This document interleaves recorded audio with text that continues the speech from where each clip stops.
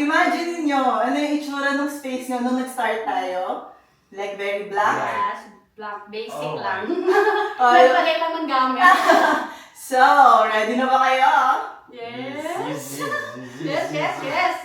1, 2, 3, open your eyes.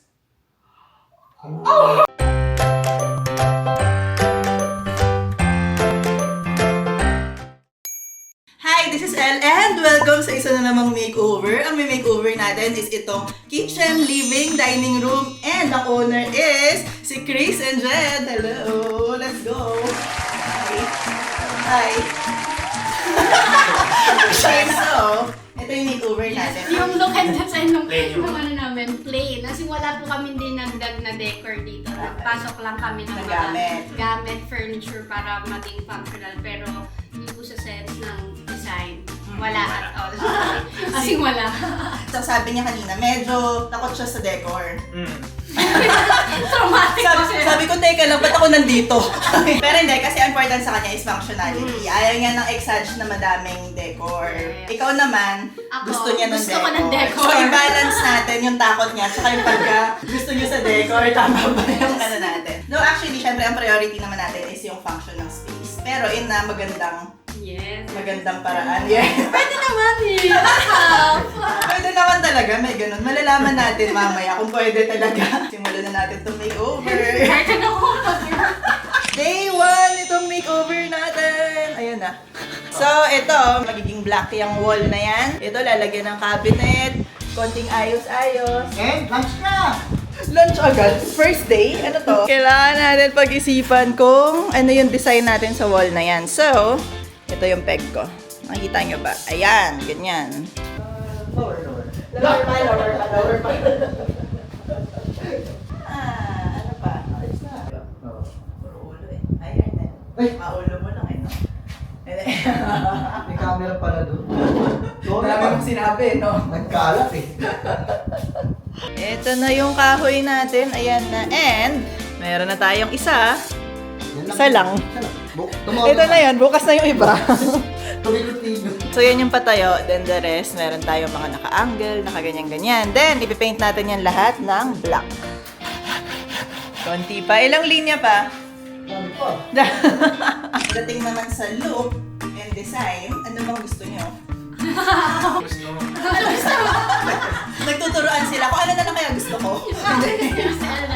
Modern Okay. na look. Tapos, okay lang po sa amin yung may mga pop of colors. Okay. Pero may pinakita silang peg na may dark na wall.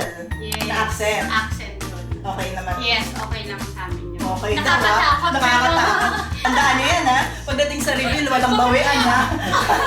So, para dito sa design ng space na to, nakikita nyo yan, very blank tayo. Yan yung blank wall natin. So, unang-una is, dun sa may TV wall natin, lalagyan natin ng black na accent with wood trims, ganyan, like magiging sobrang cute yan. Then, dito naman sa side na yan, lalagyan ko ng wallpaper tong wall na to. Ang lalagay ko na lang dito is mirror na malaking mirror para mas lumuwag pa yung space. Yung buong wall na yan is mag-i-install tayo ng mga built-in na cabinet dyan sa side na yan para pwede nilang pa-fake cabinet yun. Tapos doon sa my foyer area naman, maglalagay tayo din ng shoe storage and ng round na mirror. So, yan yung overall design natin para dito sa space net. Bakit yung gustong pabago? Anong function ba ang kulang dito? Sobrang kulang sa storage.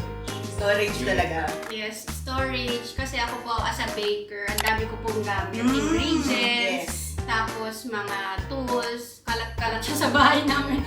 Hindi siya sa isang Hindi siya sa kitchen space lang or dito sa nakalagay. area. Yes, sana sa isang space lang.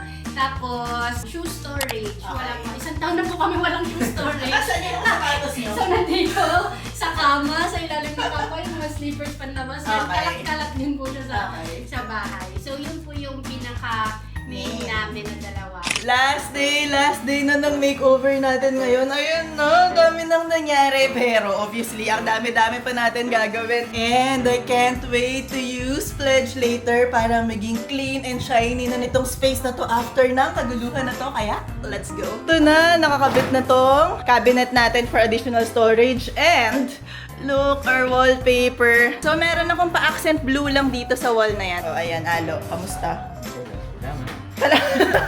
Kaya ko lang pinakita dahil sabi niya bakit daw hindi siya na-highlight. Halo, tumingin ka na. Request mo yan. Yan, stop yan. Anong feelings niyo? Excited na ba kayo? Ako excited. Super.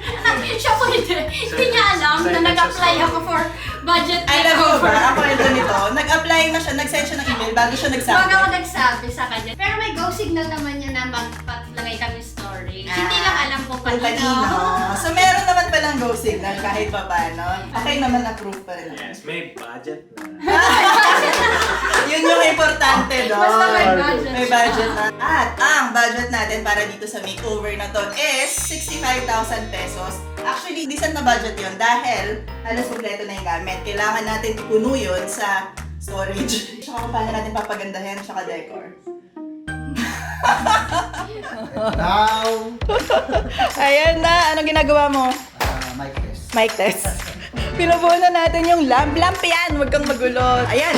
Sakto. Same height. Ganyan. Yan yung basis natin. Pang salon, papakulod ka pala. Ang galing! Adjustable. Yeah. Yeah. So, ito yung mga print para dun sa mga artwork natin dito. Ayan na. Yun. Yes, ito na yung ating foyer mirror. Let's go. Ano? Mekus. Ang cute. Yan. Ayan, yung hook natin. Ang cute. Meron tayong clock. Sobrang love na love ko to. Ang cute. Look. Ganito siya. Tapos may nakasabit-sabit na ganun. Ayan. Ano ba? Wait. Vicente. Buset. Yun. Binalaan nila yung isa kong pinaprint na picture. Arnel, kasalanan. Pero anyway, yung pinaprint ko naman na yun is very abstract lang na black. Total, meron tayong black paint. Gawa na lang natin ng paraan. Itong likod ng frame, pipirturahan lang natin ng black na abstract.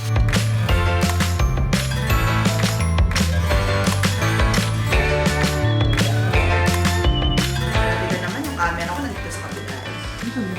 Kaya na. Pwede dito, tutok.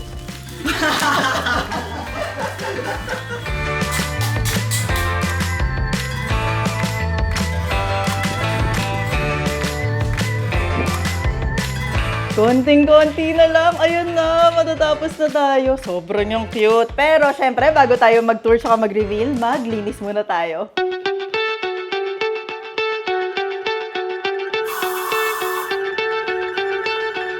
I love Pledge for Cleaning kasi it really removes dust. Tapos, pati yung mga smudges natatanggal niya. Alam niyo naman sa mga makeover namin, di ba? Madami kaming mga ganon. Kaya super useful talaga nito sa amin.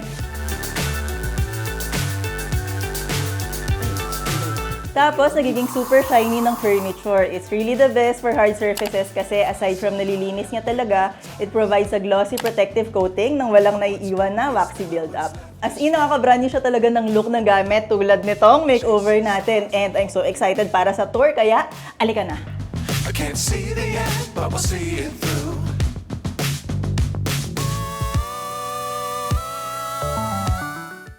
Finally, tapos na natin tong modern minimalist makeover natin. And I can't wait to share it to you. Kaya alika, tour ko na kayo.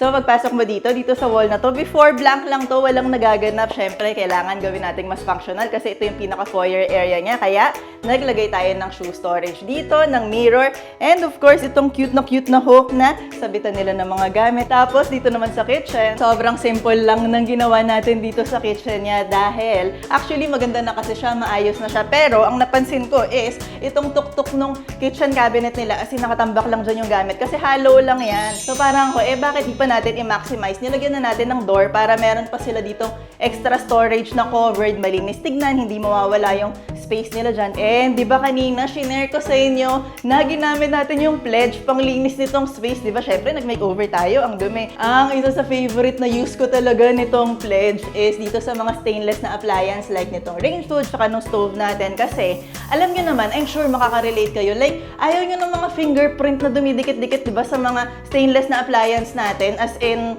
nakakainis siya. I'm sure alam nyo yan. And yung pledge nga is, meron siyang protective coating kapag ginamit nyo siya na nagpe-prevent ng mga smudges, ng mga fingerprint, ganyan. So, very brand yun nung look ng mga gamit natin. Very shiny siya kapag gumamit tayo ng pledge. And dito naman sa kabilang wall, ang number 1 request talaga nila is additional storage dito kasi mahilig mag-bake si Jed. Madami siyang supplies, kulang yung mga kitchen cabinets nila. Kaya ang solusyon natin is additional cabinets dito sa wall na to. Meron na ditong existing na parang poste. So, may nook na pwede nating lagyan ng cabinet. Naglagay tayo dito ng upper cabinet. Ayan. Ang dami nating storage na malalagay dito, di ba? Ang bongga-bongga. Tapos, nag-install din tayo nitong lower storage natin para ma-maximize talaga. Pero dito naman sa ilalim, ang ginawa natin, sliding, ganyan. Dahil, itong existing nilang dining table, naalala nyo doon sa before, di ba mahaba siya kasi na-extend to. So, kahit na mahaba to, kahit na nakasagad yung table dito, mabubuksan nila to. Meron silang access dito sa lower cabinet para very useful talaga, very functional talaga. And dahil naglagay na tayo ng cabinet, gusto ko na maglagay ng accent, kaya itong back wall na to, pinaint natin ng very light blue lang, para lang meron moment na nagaganap, parang may dining nook moment dito sa space na to. Tapos, sa kabilang wall, isa to sa favorite moment ko dito sa buong space na ginawa natin. Well, dito sa corner na to, dito kasi yung bathroom nila, ito washing machine nila. Tapos, may mga molding. Alam mo, may mga details na ayaw kong ma-highlight. Kaya gusto ko maglagay dito ng moment na yun yung mapapansin ng mata mo pag tumingin ka dito. Ang request nga nila is color orange lang, na accent, ganyan, and blue. So, yung pagka-blue dito, minatch natin siya dun sa blue, dun sa dining nook natin para nag-uusap yung dalawa. Tapos, syempre, nagpalagay din tayo ng ilaw dito dahil gusto ko ng mga palight dito sa space, ganyan. Tapos, pag tinignan mo pa siya together with this wall, isa pa sa love ko rin to, di ba? Parang with drama dito na graphic. Tapos, meron tayo ditong black wall. Isa rin yung sa tip, kung ayaw nyo na yung TV, nagsa-stand out, i-paint nyo yung background niya ng black. So, yung TV mo, like, hindi lang siya ganun kahalata, nagbe-blend lang siya. Pero, syempre, kulang for me yung pagpipaint lang ng black. Gusto ko may something, merong interest, ganyan. Kaya, nilagyan natin ng mga trim, ng mga wood molding tong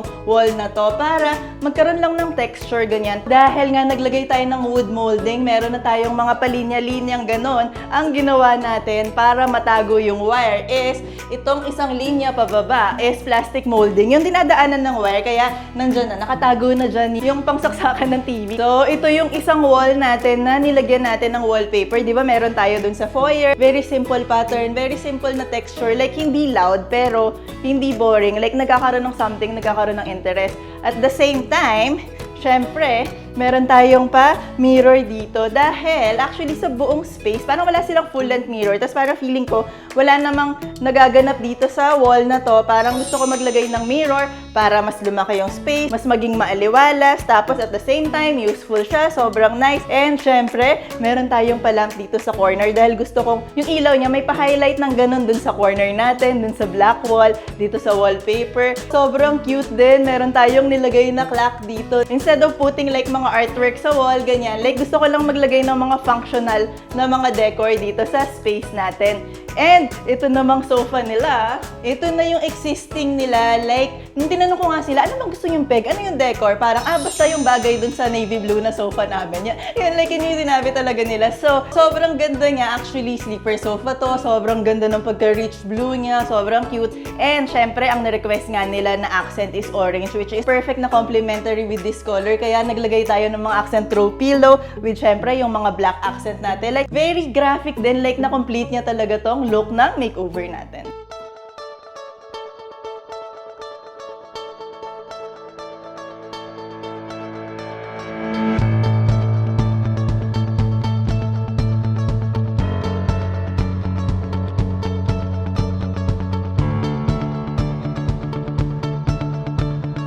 So, ito na yung makeover natin. Grabe. feeling ko nabigay natin yung functionality na gusto niya. Madami tayong na-add na storage, tapos meron tayong mga pa-lighting, tapos naging interesting yung mga corner. Like, feeling ko something siya na very cozy, na ma-enjoy talaga nila. And dahil budget makeover to, ang original budget nila is 65,000 pesos. Pero I think under budget tayo. Ipa-flash ko na lang yung cost breakdown dito nitong makeover natin. And thank you so much to Pledge for partnering with me for this video. Kung gusto nyo rin maging malinis and polish yung mga gamit nyo sa bahay, alam nyo na, use Pledge to make your hard surfaces shine like new. Ayun na, actually nandyan na sila sa baba. I'm so excited na makita nila tong bagong space nila, kaya alaga na, tawagin na natin sila. Walang dililan, tikit lang, sandali lang. So, imagine nyo, ano yung itsura ng space nyo nung nag-start tayo? Like very black? Yes, blank, basic Oh, lang. Oh, Nagpalay lang ng gamit. So, ready na ba kayo? Yes. Yes. 1, 2, 3, open your eyes.